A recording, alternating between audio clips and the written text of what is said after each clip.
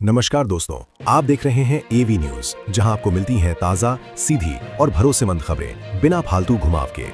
मैं हर दिन पूरी मेहनत से आपके लिए अपडेट्स और न्यूज़ वीडियो लेकर आता हूं, ताकि आपको सही जानकारी सबसे पहले मिल सके। लेकिन आज वीडियो शुरू करने से पहले आपसे एक छोटी सी बात पूछनी है। क्या आपको मेरा काम पसंद नहीं आ रहा है? अगर ऐसा है तो प्लीज़ कॉमेंट करके ज़रूर बताइए कि मुझे कहाँ और क्या सुधार करना चाहिए। आपकी राय मेरे लिए बहुत मायने रखती है। मैं देख रहा हूं कि आप लोग वीडियो देखते तो हैं, लेकिन लाइक और सब्सक्राइब बहुत कम लोग करते हैं। अगर आपको कंटेंट ठीक लगता है तो एक लाइक और चैनल को सब्सक्राइब करके सपोर्ट जरूर करें। इससे मुझे और बेहतर काम करने की प्रेरणा मिलती है। चलिए अब शुरू करते हैं आज की बड़ी खबरें। आयकर विभाग की ओर से आगरा के अहिंसा बिल्डर्स के व्यावसायिक ठिकानों पर चल रही कार्रवाई गुरुवार को खत्म हो गई। करीब 3 दिन तक चले सर्वे में विभाग को लगभग 100 करोड़ रुपए के नकद लेन देन से जुड़ी अहम जानकारी मिली है। सूत्रों के अनुसार हाथरस रोड स्थित मुख्य कार्यालय पर नकद और चेक से हुए लेन देन का अलग अलग रजिस्टर में रिकॉर्ड रखा जाता था। ये राशि बाद में फर्म मालिक रोहित जैन तक पहुंचाई जाती थी। अब विभाग कमला नगर निवासी रोहित जैन से इस मामले में जवाब तलब करेगा और आगे की कानूनी कार्रवाई की जाएगी। इसके अलावा नकद देकर संपत्तियां खरीदने वाले खरीदारों का विवरण सब रजिस्ट्रार कार्यालय से मिलान किया जाएगा। पुष्टि होने पर संबंधित खरीदारों को नोटिस जारी कर जांच की प्रक्रिया आगे बढ़ाई जाएगी। साइबर थाना और फुगाना थाना पुलिस ने ऑनलाइन ठगी करने वाले गिरोह के 6 सदस्यों को गिरफ्तार किया है। ये गिरोह फर्जी दस्तावेजों के जरिए बैंक खाते उपलब्ध कराकर साइबर अपराधियों की मदद करता था। एक साल में गिरोह ने 150 से अधिक लोगों से करीब 80 करोड़ रुपए की ठगी की। 2 आरोपी अभी फरार हैं। एसपी देहात आदित्य बंसल ने बताया कि मेक माई ट्रिप के नाम पर फर्जी QR कोड भेजकर 50,000 रुपए की ठगी की शिकायत के बाद जांच शुरू हुई। जांच में पता चला कि जिले के युवक साइबर ठगों के लिए काम कर रहे थे। गिरोह का सरगना अक्षय समेत 6 आरोपियों को गिरफ्तार किया गया। अक्षय पर पहले से 5 मुकदमे दर्ज हैं। आरोपी लोगों से बैंक खाते, सिम कार्ड और दस्तावेज लेकर विदेशी ठगों को उपलब्ध कराते थे। खातों में ठगी का पैसा मंगाकर ATM से निकालते और कमीशन लेकर बाकी रकम आगे ट्रांसफर कर देते थे। पुलिस को 150 से अधिक बैंक खातों के detail, mobile phone, ATM card, chequebook और अन्य दस्तावेज बरामद हुए हैं। सभी आरोपियों का चालान कर दिया गया है। थाना सदर बाजार क्षेत्र में ताहरपुर टेलीफोन एक्सचेंज के पास बुधवार देर रात एक कार आगे चल रहे खाली डंपर से टकरा गई। हादसे में शिव कुमार उर्फ शिविन 22 और वंश 24 की मौत हो गई, जबकि उनका दोस्त अंश गंभीर रूप से घायल हो गया। तीनों दोस्त देहरादून से प्रतियोगी परीक्षा और एक शादी में शामिल होकर लौट रहे थे। भगत सिंह की मूर्ति के पास ये भीषण टक्कर हुई। तेज धमाके की आवाज सुनकर लोग मौके पर पहुंचे और घायलों को बाहर निकाला। पुलिस ने तीनों को जिला अस्पताल पहुंचाया, जहां डॉक्टरों ने शिविन और वंश को मृत घोषित कर दिया, जबकि अंश को हायर सेंटर रेफर किया गया है। ASP मनोज कुमार यादव ने बताया कि शवों का पोस्टमार्टम कराकर परिजनों को सौंप दिया गया है। शिविन अपने परिवार का इकलौता बेटा था। राज्य निर्वाचन आयोग ने उत्तर प्रदेश पंचायत चुनाव के लिए मतदाता सूची के अंतिम प्रकाशन की तारीख फिर बढ़ा दी है। अब अंतिम सूची 15 अप्रैल को जारी होगी। दावे आपत्तियों के निस्तारण और अन्य प्रक्रियाएं 27 मार्च तक पूरी की जाएंगी, जबकि 28 मार्च को सूची प्रकाशित की जाएगी। आयोग ने 18 दिसंबर को प्रारंभिक सूची जारी की थी, जिसमें पिछले चुनाव की तुलना में करीब 40.19 लाख मतदाता बढ़े थे। बड़ी संख्या में दावे और आपत्तियां मिलने के कारण समय सीमा बढ़ाई गई है। राज्य निर्वाचन आयुक्त RP सिंह के अनुसार डुप्लीकेट मतदाताओं का सत्यापन, पूरक सूची का कंप्यूटरीकरण और मतदान केंद्रों का निर्धारण सहित अन्य प्रक्रियाएं तय कार्यक्रम के अनुसार पूरी की जा रही हैं। तारीख बढ़ने से पंचायत चुनाव टलने की संभावना भी बढ़ गई है।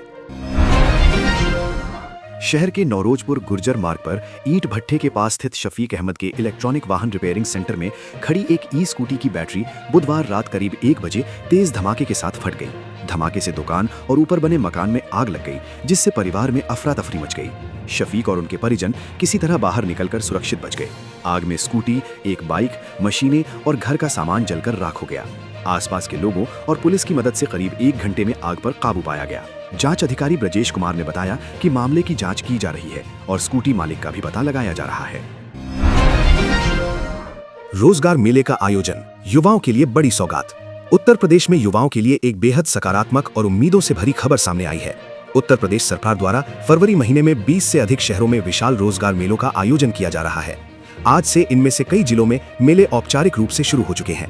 इन रोजगार मेलों में फ्रेशर्स और अनुभवी दोनों तरह के अभ्यर्थियों के लिए लगभग 98,000 नौकरियों के अवसर उपलब्ध कराए जा रहे हैं। सरकार का दावा है कि ये पहल निजी और सरकारी क्षेत्र के बीच बेहतर समन्वय बनाकर युवाओं को स्थानीय स्तर पर रोजगार उपलब्ध कराने की दिशा में एक बड़ा कदम है।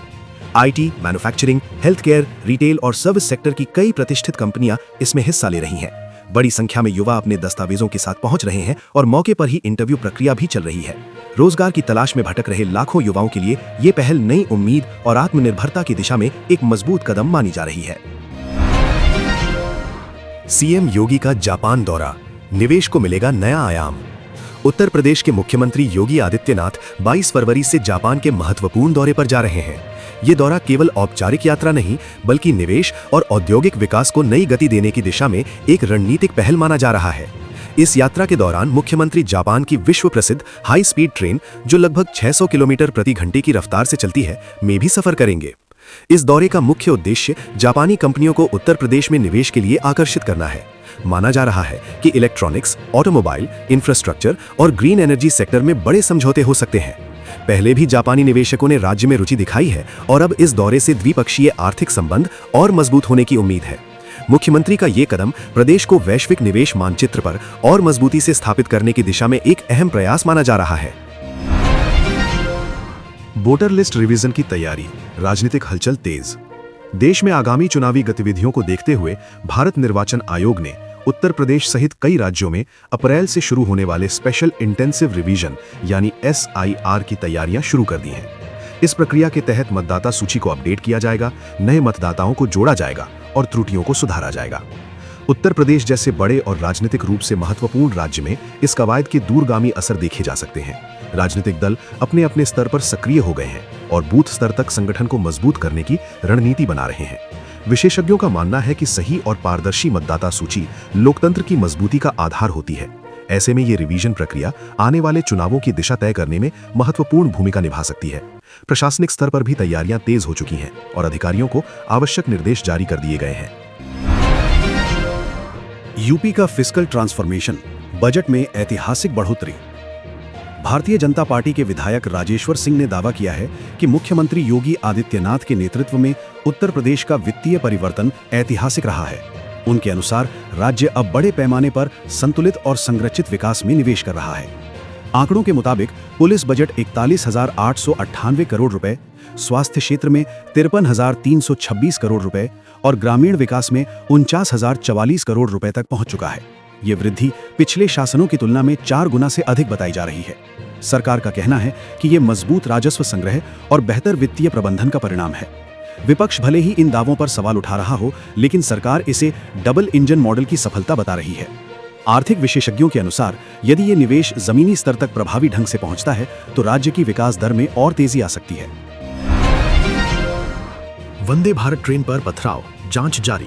हरदोई जिले में एक चौंकाने वाली घटना सामने आई है। कौड़ा गांव के पास देश की प्रतिष्ठित ट्रेन वंदे भारत एक्सप्रेस पर पथराव किया गया। खास बात यह रही कि उस समय ट्रेन में मोहन भागवत भी सवार थे।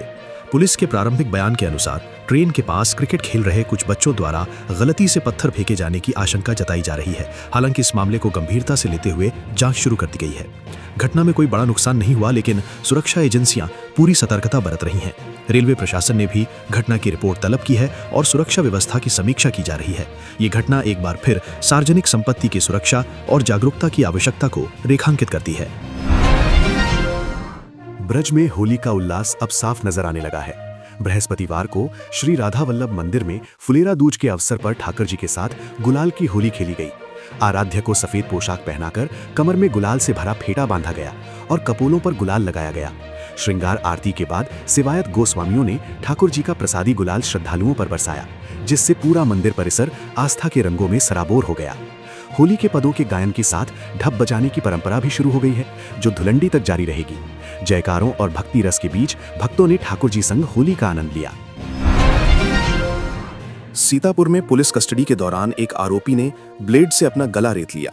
आरोपी की पहचान आशीष के रूप में हुई है, जो रामपुर कला थाना क्षेत्र के बाबुआपुर का रहने वाला है। बताया गया कि वो जनवरी में एक 17 वर्षीय किशोरी को लेकर चला गया था, जिसके बाद उसके खिलाफ मामला दर्ज हुआ था। बृहस्पतिवार देर रात पुलिस ने उसे गिरफ्तार कर लिया और जेल भेजने की तैयारी चल रही थी। इसी दौरान उसने ये कदम उठा लिया। गंभीर हालत में उसे जिला अस्पताल में भर्ती कराया गया है। आरोपी के पास ब्लेड कैसे पहुंची, इस मामले में जांच शुरू कर दी गई है। इस बार ताज महोत्सव में लाल चंदन से बनी भगवान तिरुपति बालाजी की मूर्तियां खास आकर्षण बनी हुई हैं। आंध्र प्रदेश के तिरुपति से आए मूर्तिकार बालकृष्णन ने टाटा मैदान में स्टॉल लगाई है। 50 से 400 ग्राम वजन की इन मूर्तियों की कीमत 50,000 से 2 लाख रुपए तक है। लाल चंदन की दुर्लभता और महीनों की बारीक नक्काशी इसकी ऊंची कीमत की वजह है। बिना पॉलिश के भी ये लकड़ी सालों तक चमकती रहती है और प्राकृतिक खुशबू फैलाती है। हालांकि प्रदर्शन से पहले परिवहन के दौरान 1 दर्जन से ज्यादा मूर्तियां टूट गईं, जिससे करीब 50 लाख रुपए का नुकसान हुआ। इसके बावजूद कलाकार का जुनून बरकरार है और कला प्रेमियों की भीड़ उनका हौसला बढ़ा रही है।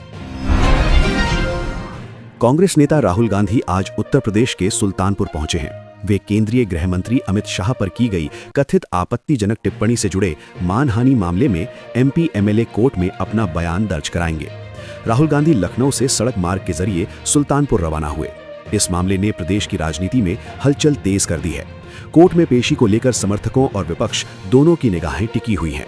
देखना होगा कि इस कानूनी लड़ाई का सियासी असर कितना गहरा पड़ता है।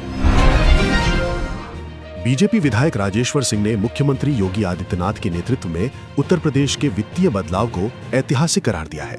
उनका दावा है कि राज्य अब सीमित संसाधनों से संतुलित और बड़े पैमाने पर विकास की दिशा में आगे बढ़ रहा है। पुलिस बजट में 4 गुना वृद्धि, लगभग 41,898 करोड़ रुपए, स्वास्थ्य क्षेत्र के लिए 53,326 करोड़ रुपए, ग्रामीण विकास के लिए 49,044 करोड़ रुपए, राजस्व में मजबूती, नियंत्रित घाटा और बेहतर कर्ज प्रबंधन को इस बदलाव की आधारशिला बताया जा रहा है। 2027 विधानसभा चुनाव से पहले ये वित्तीय मॉडल राजनीतिक बहस का बड़ा मुद्दा बन सकता है। ऐसे ही ताज़ा, भरोसेमंद और ज़मीनी खबरें देखने के लिए हमारे चैनल को सब्सक्राइब करें और कमेंट बॉक्स में अपने जिले का नाम जरूर लिखें, ताकि हम आप तक आपके जिले की हर बड़ी खबर पहुंचा सकें।